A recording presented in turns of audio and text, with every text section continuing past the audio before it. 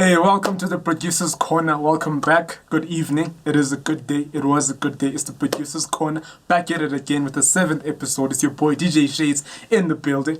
Anyway, on this episode, we've got a very distinguished guest who goes by the name of Tshepo Diseko, who'll be talking to us about music licensing, publishing, adverts, and much more. So stay tuned for that.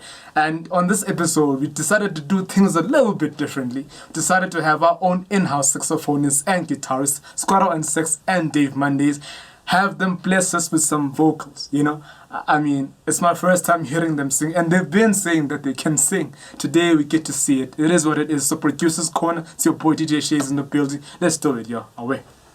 Today I'm feeling good, man. I'm feeling blessed. I'm feeling happy. I'm feeling positive. So I gotta find something that complements the way I feel. That's how I get started on the beat. And yeah, the saxophonist and guitarist will join us, and it's gonna be a whole nother vibe.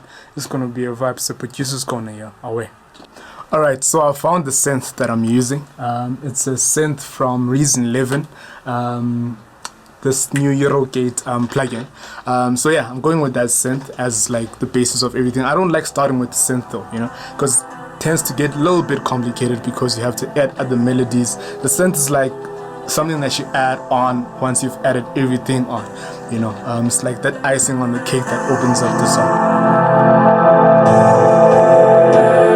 I don't know how I'm gonna go down on it and come back again. I have a suggestion. What you're playing is perfect. The synthesizer, if you could change it maybe to a different type. But those chords in the progression is fine. Just the sound. I need to find a way to go back down on it. You see, because I'm stuck.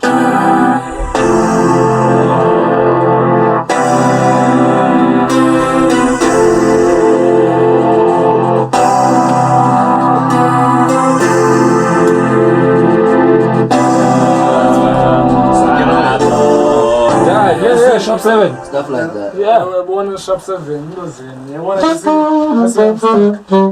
Alright, you know, this is the part where you add the drums, where you add the rhythm, you know, to the song to make it sound complete, to make it sound full. Let's get into it. Away.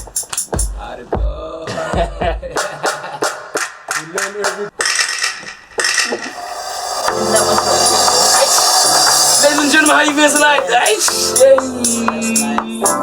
like this one.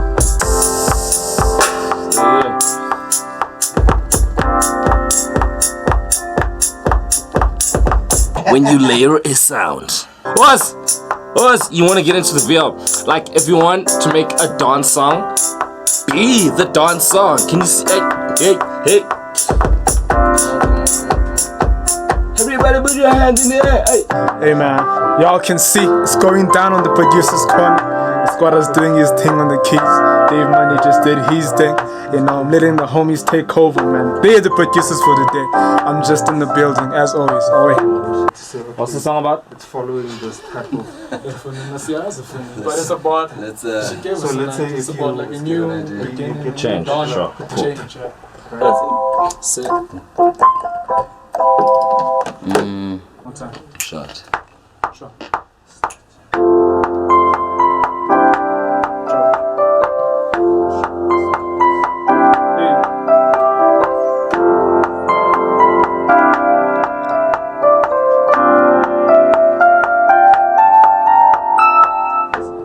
Alright, either way, something will be fine. Yeah.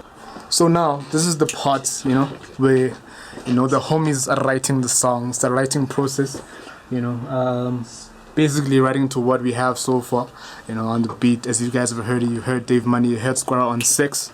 We're doing it, man, you know. For me, I'm like, let it happen, let it be.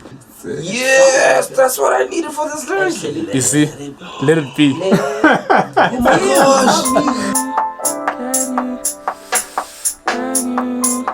You can reach, yes. So you can reach all you put your mind is with. You can reach all you put. Signs of a time, it's just not in my mind. It's I feel and see all the changes around me. Just let it be. It's a body, just Okay, that's it. What it changes now? It's about changes. Alright.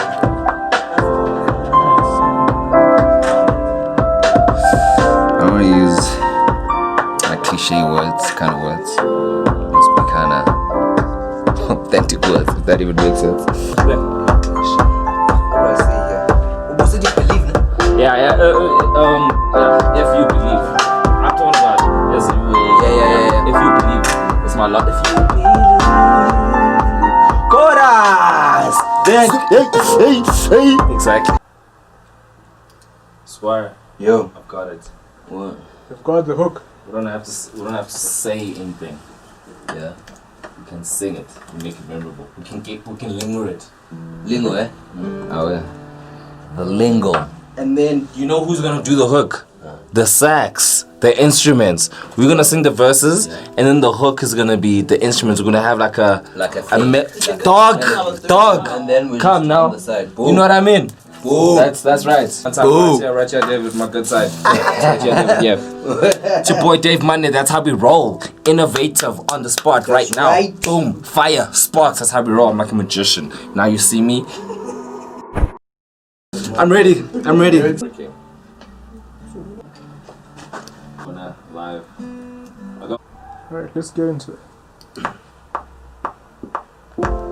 Signs of the time.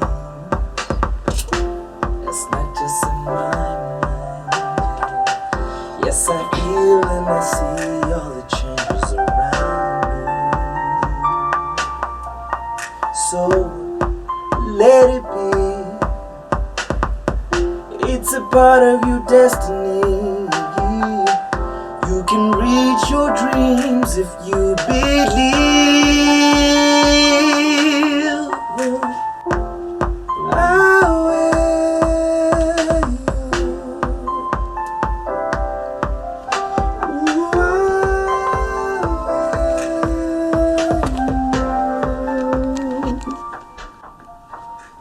Ooh, Go. Nah, let's go. Alright, we're about to go. I have a second verse. Shia E. Van Neck. You are back. Van Neck.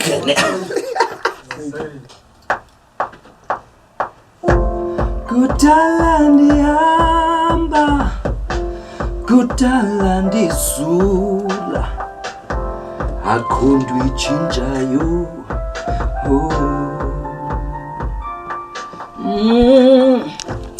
Nkosi Thixo Mdali, thatha indawo yakho, fezekisela amaphupha, ixesha lifikile, siyakholwa.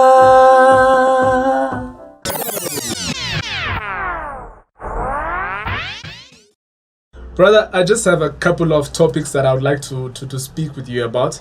The first one being, and I know you're in music publishing, so can you just give us like a brief small intro about yourself and just tell us who you are and what you do? My name is Tshepo Diseko and I'm an independent music supervisor. Previously I've worked for Universal Music Publishing, which is where all of this began. But prior to that, I worked for a company called Business and Not South Africa. I know. Essentially what they do is they deal with research and funding and sponsorship for the arts, but leveraging of business. And then before that, I was working for a company called Fireworks Media, where I was placing music on short films and that type of thing. So yeah, basically that's me. Guess the dream started off early in high school as a DJ, but I always knew that I was gonna be in music. Can you just tell us, with music publishing versus music licensing, what's the difference and what's the procedure for music licensing? So music licensing is something that falls under music publishing. So it's not either or. Okay. Basically, the umbrella is music publishing. All right. And then music publishing pertains to the rights that are due to songwriters, composers, and producers. Now, as you know, one song can have multiple writers. Example, Nice for What? It's got loads and loads of composers and writers because of all of those samples that are in the song itself. Yeah. So what music publishing does is that even though Drake is the face of the song, Yeah.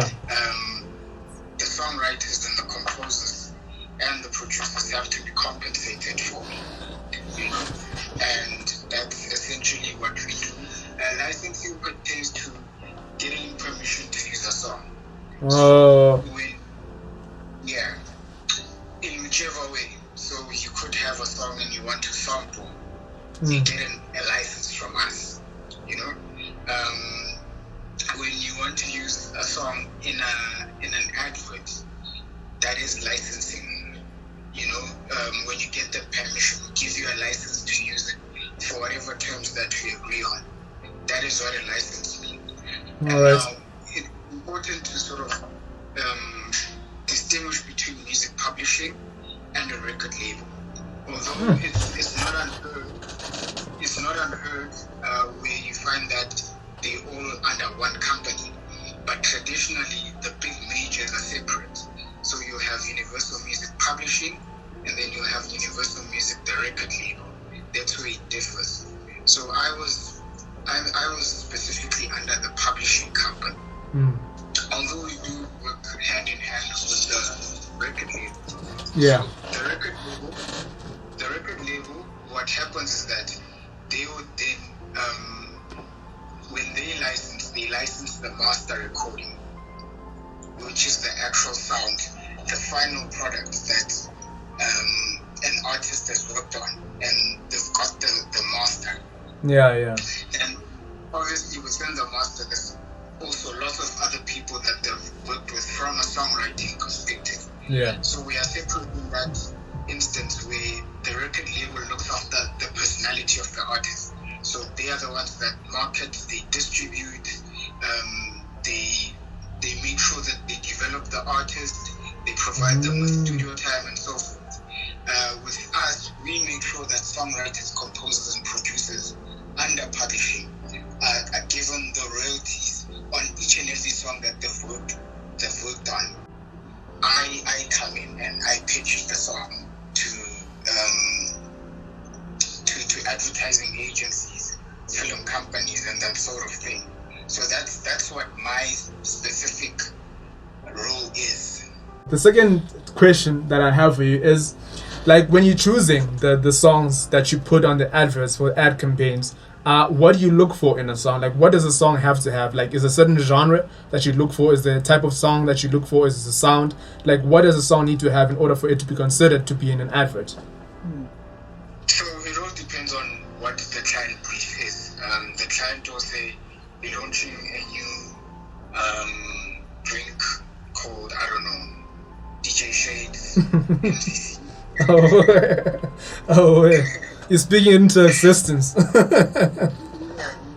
I'm manifesting it. Yeah, So it's okay. MCC is launching a new sparkling wine. Yeah. And the target market is, the upper echelon, Fenton rooftop type of market. Obviously, they give a whole lot more details.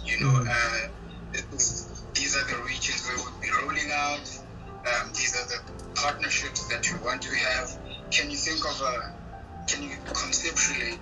conceptualize a song that can work with this advert? So obviously, they've already got a script done between themselves, between the brand and the advertising agency. And then I work with the advertising agency around, they've got a concept already for what the advert will look like.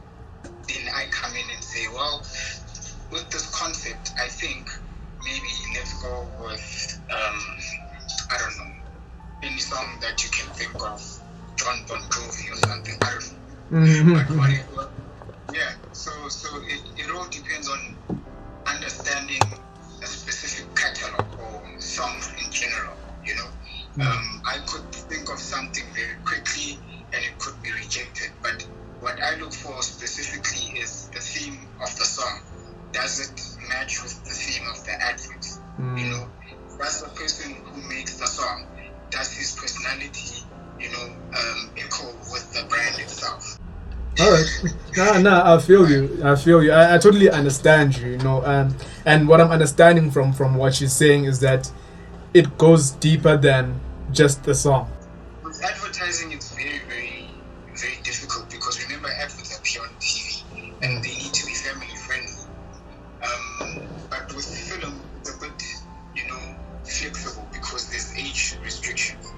So maybe, for instance, if a song has vulgar and it fits the scene, but the age restriction of the film is like maybe, 18, that we don't see that as a problem, But anything that's going to appear on TV or that is targeting children, that becomes a problem.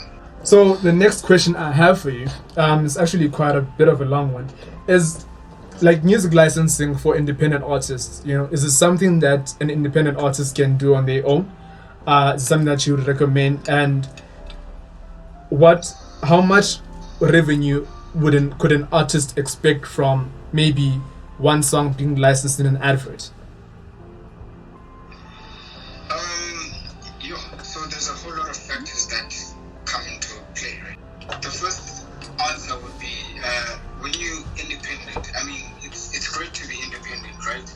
Yeah. But the thing being independent, it requires a whole lot of money, and It at the does. end of the day, you need to decide whether you're doing music for the fun of it, or are you doing it because it's a career to you.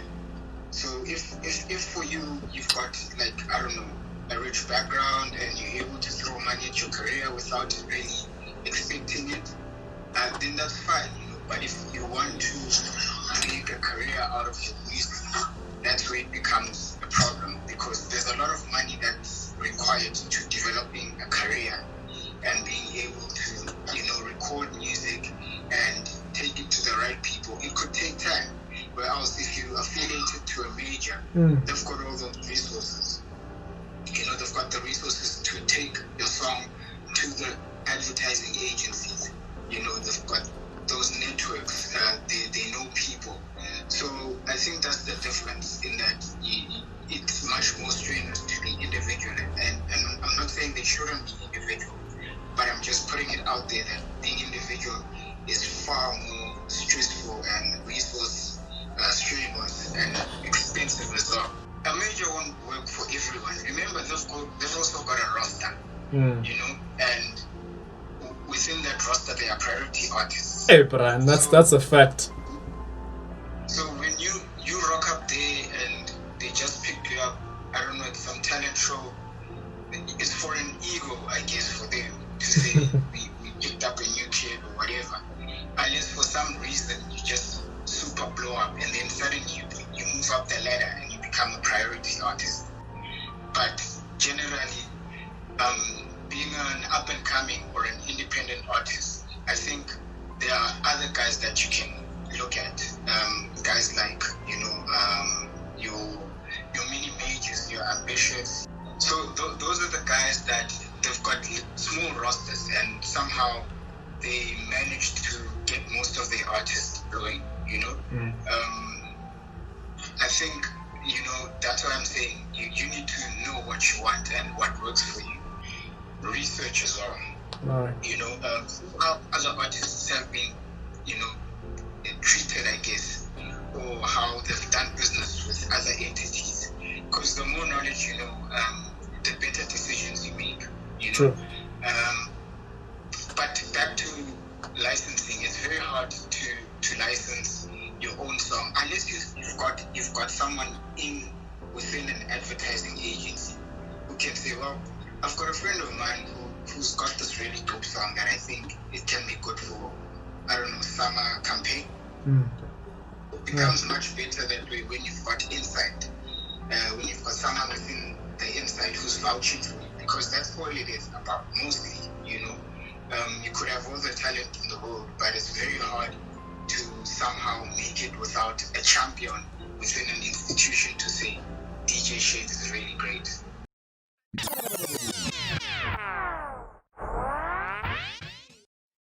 Hey, welcome back, guys. It's the Producer's Corner. This is the part where the work is done. You see us, we've been working in the studio. You saw Squatter on Sex, you saw Dave Monday doing the most on the beat and in the booth. So this is the part of the show, man, where we get to know the artists a little bit better. I get to know them a little bit better as well. Get to ask them some random questions that hopefully they'll get to answer honestly and truthfully. So let's get into it. Oh yeah, Mr. Boomich. I've got a question for you. And it's for both of you. How has luck actually influenced what you do? I don't know if I would call it luck, because I mean, I've put in my time, I've practiced my instrument, and I have put myself out there for people to know who I am and what I do. So more than it being luck, I think it's opportunity being realized. I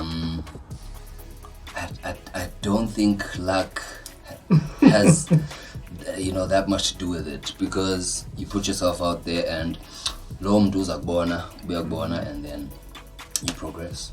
Yeah. Mr. Dave. Yo,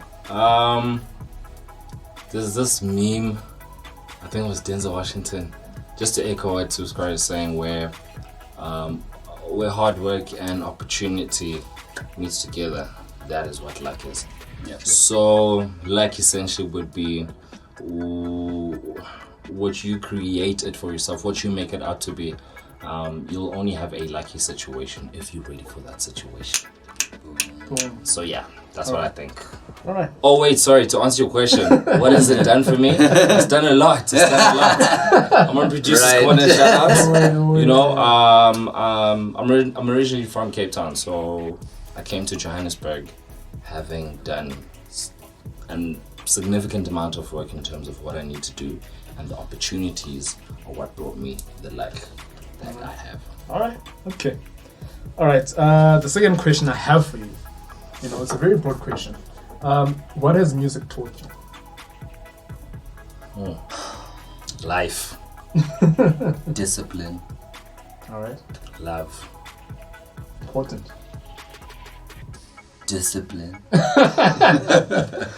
Honesty. And honesty.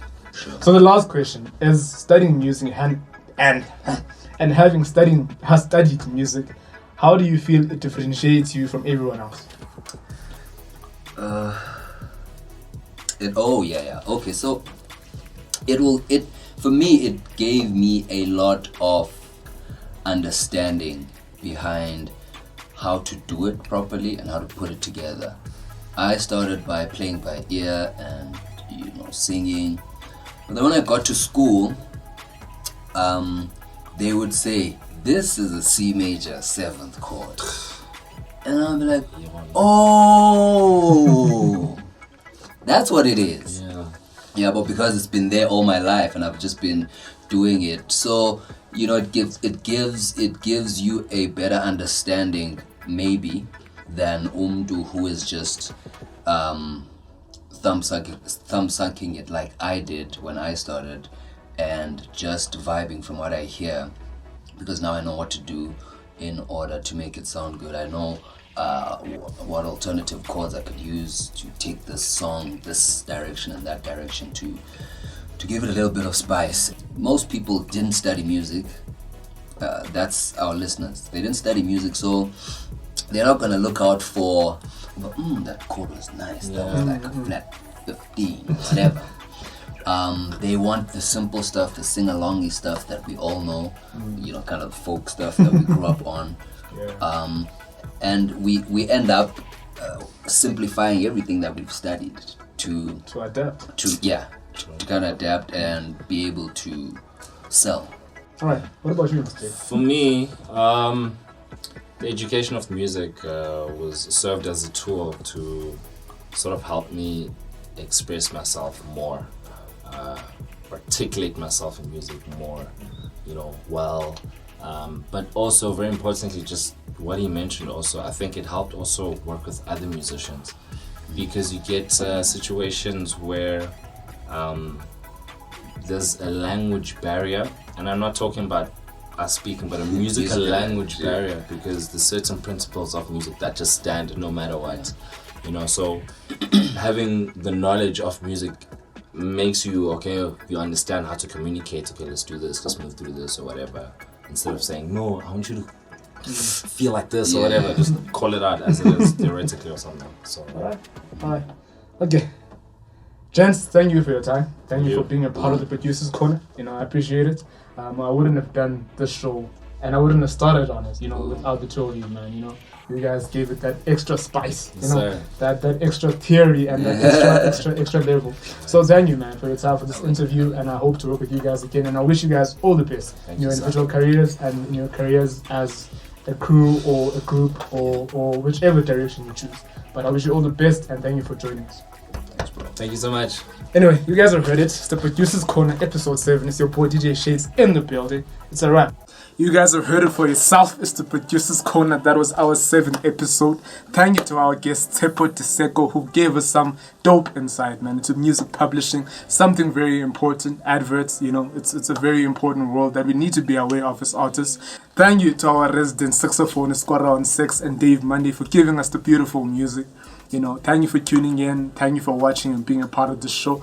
Catch us again next week, same time, same place. It's the Producers Corner. It's your boy DJ Shades in the building. We out. Signs